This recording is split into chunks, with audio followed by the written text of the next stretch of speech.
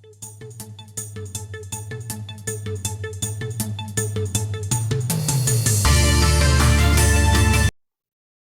मैं हूं कुमार गजेंद्र। जनपद ऑन द स्पॉट में आपका स्वागत है। पिछले 3 दिन से पूरे देश के अंदर विपक्ष के अविश्वास प्रस्ताव को लेकर जिस तरीके से हंगामा मचा हुआ था, जिस तरीके से इस पूरे मामले को उठाया जा रहा था, जिस तरीके से पूरे देश में बवाल काटा जा रहा था, आज वो बवाल प्रधानमंत्री नरेंद्र मोदी के भाषण के बाद शांत हो गया। बल्कि यूं कहें कि मोदी जिस वक्त संसद के अंदर दहाड़े तो पूरा विपक्ष संसद छोड़कर ही भाग गया। यानी कि जब मोदी ने बोलना शुरू किया और एक एक करके विपक्ष की धज्जियां उड़ानी शुरू की, तो विपक्ष वहां से वॉकआउट कर गया। इस मामले में सबसे ज्यादा बेइज्जत कांग्रेस हुई, और कांग्रेस क्योंकि इस पूरे विपक्ष को पूरे पूरे मामले को लीड कर रही थी, तो आज संसद के अंदर कांग्रेस को मुंह की खानी पड़ी। मोदी जिस वक्त आए, क्योंकि मोदी को बुलाने का जो हथकंडा अपनाया गया था अविश्वास प्रस्ताव लाकर, ये बहुत ही, हालांकि ये विपक्ष का एक हथियार विपक्ष के पास होता है, और ये विपक्ष का राइट है कि वो कभी भी इस तरीके के जो अविश्वास प्रस्ताव है वो ला सकती है। लेकिन जिस तरीके से इस बार लाया गया और पूरे विपक्ष में ये दिखाया गया, पूरी सरकार में, कि सरकार अल्पमत में आ गई है और उसको अविश्वास प्रस्ताव पे ये अपना बहुमत साबित करना होगा। लेकिन बहुमत साबित करना तो दूर, मोदी अभी बोल ही रहे थे, वोटिंग अभी बहुत दूर थी, तो लेकिन इससे पहले ही कांग्रेस वॉकआउट कर गई। कांग्रेस बल्कि पूरा विपक्ष वॉकआउट करके बाहर चला गया। ये काफी दुर्भाग्यपूर्ण था। मोदी संसद के अंदर 2 घंटे 13 मिनट बोले। उन्होंने 2 घंटे 13 मिनट के अपने लंबे भाषण में कांग्रेस और पूरे विपक्ष का पर जमकर हल्ला बोला, जमकर हंगामा किया, जमकर प्रहार किए। लेकिन कोई भी विपक्ष का एक भी आदमी संसद के अंदर सुनने के लिए वहां पर मौजूद नहीं था। ये एक काफी गंभीर मामला था, और विपक्ष जिस तरीके से पूरे मामले को काट रहा था, लेकिन मोदी अपने हमलों से नहीं रुके। मोदी ने लगातार कांग्रेस के ऊपर और विपक्ष के ऊपर हमला बोला। उन्होंने कहा कि ये जो इंडिया जो इन्होंने गठबंधन बनाया है, इसका कोई नेता नहीं है, प्रधानमंत्री कौन होगा, दूल्हे, इस बारात का दूल्हा कौन है, यही पता नहीं है अभी तक।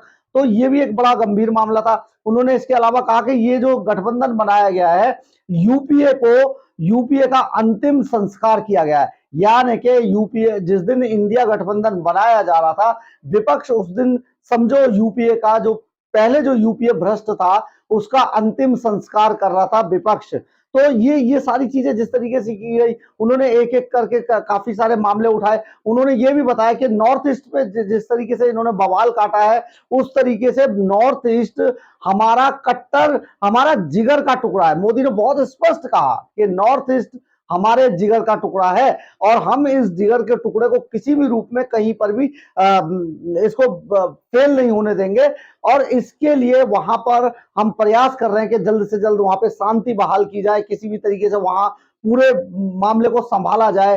मोदी ने इशारों में, सीधे सीधे नहीं कहा, लेकिन इशारों में कांग्रेस पर एक और कटाक्ष किया जो काफी गंभीर था। उन्होंने केजरीवाल को लेकर सीधे सीधे बोला कि कट्टर भ्रष्ट साथी के कहने पर ये लोग यहां पर आए हैं, क्योंकि केजरीवाल एंड कंपनी जो है कट्टर ईमानदार, कट्टर देशभक्त, कट्टर सारी चीजें कट्टर के साथ जोड़ती है। तो उन्होंने बहुत इशारों में कहा, क्योंकि केजरीवाल का नाम लेना मोदी के कद की बात नहीं है। मोदी बहुत बड़ा कद है मोदी का, इसलिए सीएम का अरविंद केजरीवाल उनके सामने कुछ नहीं बेचते हैं। लेकिन जिस तरीके से उन्होंने कहा कि अपने कट्टर भ्रष्ट साथी के, तो उन्होंने सीधा सीधा कहा कि केजरीवाल ने जिस तरीके से इस पूरे मामले की भूमिका तैयार की थी, और वो केजरीवाल के कहने पर कांग्रेस यहां तक आ गई, तो ये कट्टर भ्रष्ट साथी के कहने पर यहां तक आई, ये उन्होंने बोला। और उन्होंने ये भी कहा कि मणिपुर में जो भी चल रहा है वहां पर शांति स्थापना के लिए प्रयास किए जा रहे हैं, और हम इसमें पूरी तरीके से कामयाब होंगे। कुछ आने वाले दिनों में मणिपुर के अंदर पूरी तरीके से शांति स्थापित कर दी जाएगी। उन्होंने एक कटाक्ष ये भी किया कि राहुल गांधी की, इशारों में बोला कि राहुल गांधी की बार बार लॉन्चिंग की जाती है, पार्टी लॉन्चिंग करती है, लेकिन ये फेल हो जाती है लॉन्चिंग। और विपक्ष इससे क्या होता है कि राहुल गांधी को वो फिर से लॉन्चिंग करने, 2-3 बार ये लॉन्चिंग फेल हो चुकी है, और पीआर वाले अब इस बार जो है मोहब्बत की दुकान बता रहे हैं कि मोहब्बत की दुकान है, लेकिन हम ये कहते हैं कि झूठ के बाजार में लूट की दुकान दोबारा चला रहे, और सिर्फ ये दुकान वही होगी, लूट वही होगी, लेकिन अपना बोर्ड बदल रहे, बोर्ड मतलब दुकान का नाम बदल रहे। विपक्ष जो है देश की अस्थिरता की गारंटी है एक तरीके से।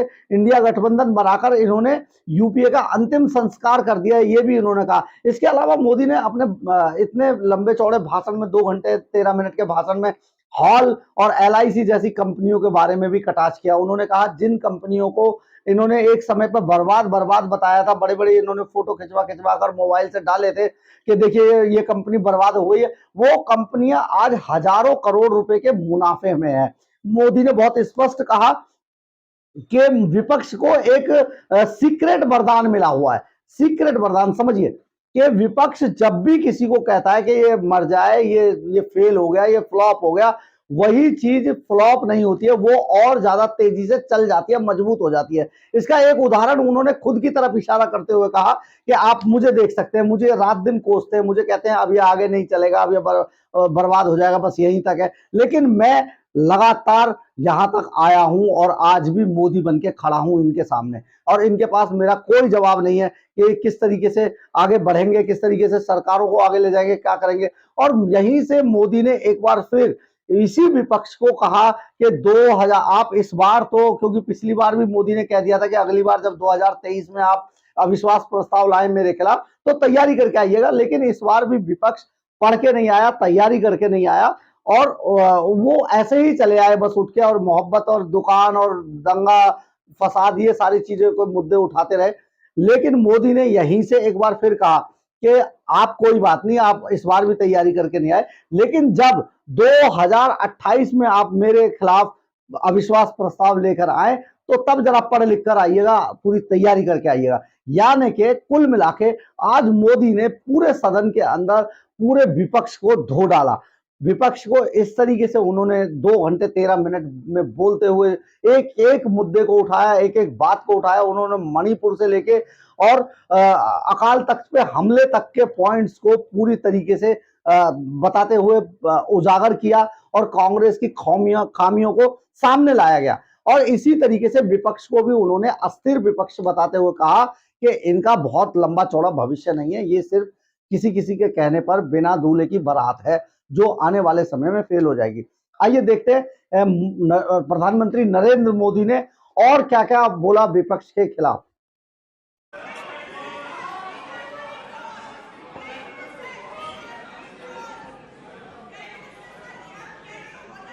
आदरणीय अध्यक्ष जी, इन लोगों को पता है कि इनकी नई दुकान पर भी कुछ दिनों में ताला लग जाएगा, और आज इस चर्चा के बीच देश के लोगों को मैं बड़ी गंभीरता के साथ इस घमंडिया गठबंधन की आर्थिक नीति से भी सावधान करना चाहता हूं।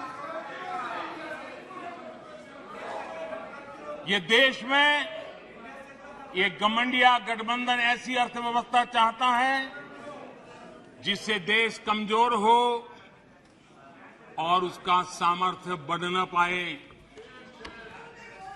हम अपने आसपास के देशों में देखते हैं जिन आर्थिक नीतियों को लेकर के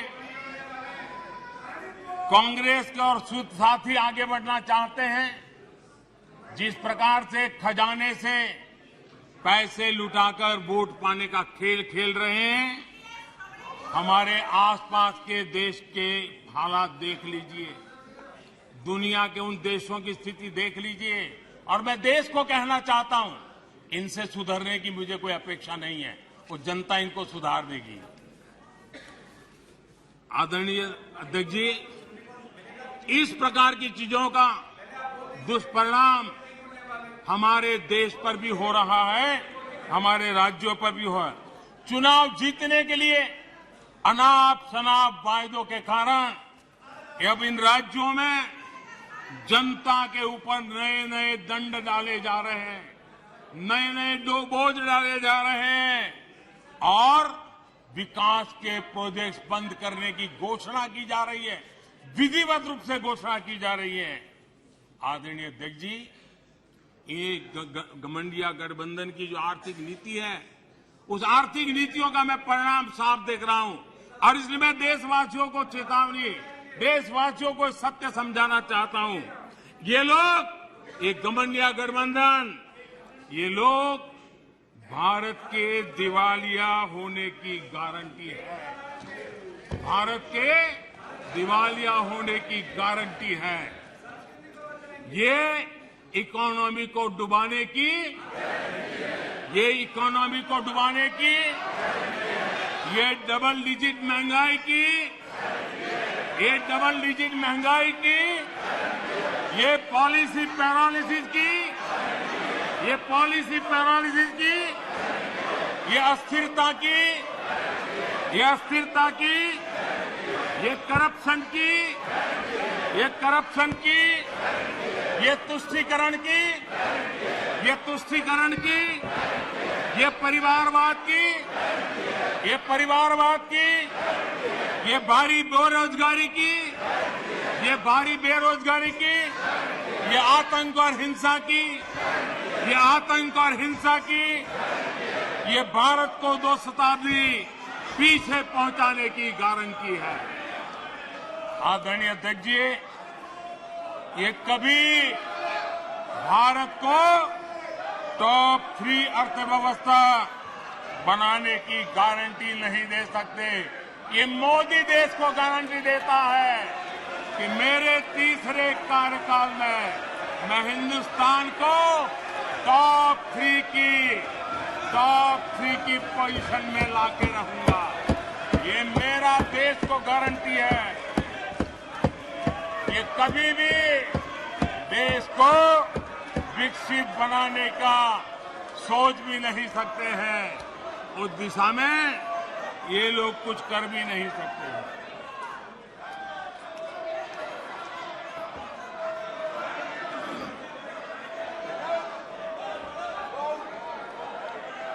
आदरणीय अध्यक्ष जी,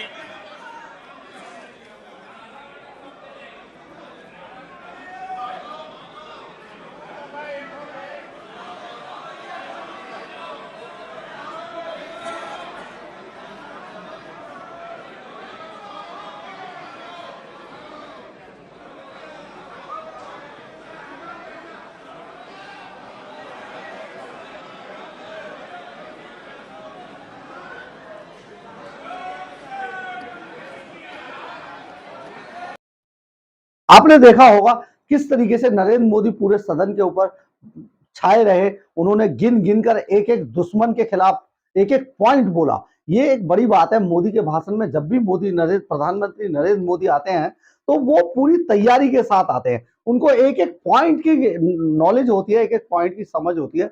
सारी चीजें जिनको वो एक भी, जिस चीज को वो सुन रहे होते हैं, जिस चीज के ऊपर उन्हें बोलना होता है, वो सरकार का पक्ष भी रखते हैं और विपक्ष को बेनकाब भी करते हैं। ये प्रधानमंत्री नरेंद्र मोदी की अपनी एक काबिलियत है जो सचमुच उनके अंदर इनबिल्ट है, उनके अंदर पहले से ही मौजूद है। इसे किसी को समझाने की या पढ़ाने की जरूरत नहीं है।